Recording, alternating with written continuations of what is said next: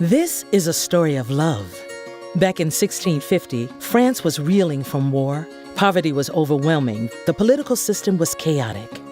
6 women in Le Puy, France, knew they had to do something. They divided the city to address the unmet needs they saw, especially the poor, struggling women living on the streets. Other people saw the love in their work and joined them. They formed a community, the Sisters of St. Joseph. The women made ribbon and lace to help support themselves. In turn, they taught poor women to support themselves, too. Right from the start, these women were doers. They worked diligently and grew in numbers for more than 100 years before going underground during the French Revolution.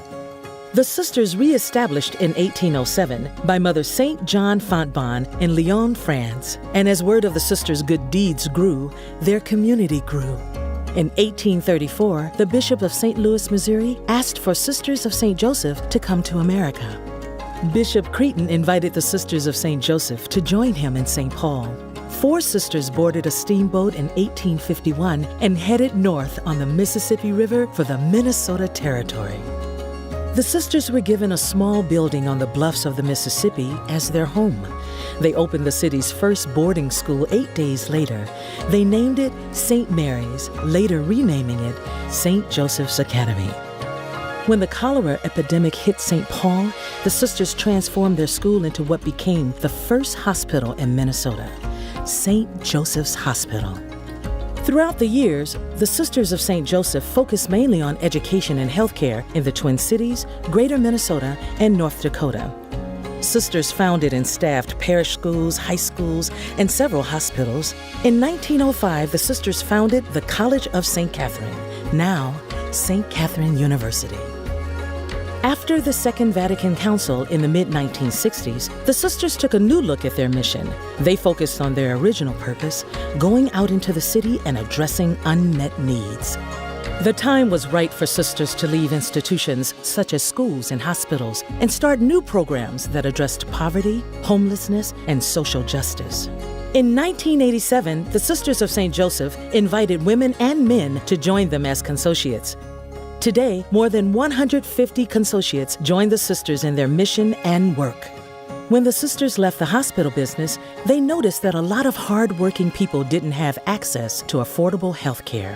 So, in 1992, they founded St. Mary's Health Clinics to provide health care services to low-income, uninsured individuals and families. And 25 years ago, the Sisters of St. Joseph founded the Ministries Foundation to raise funds to support their ministries.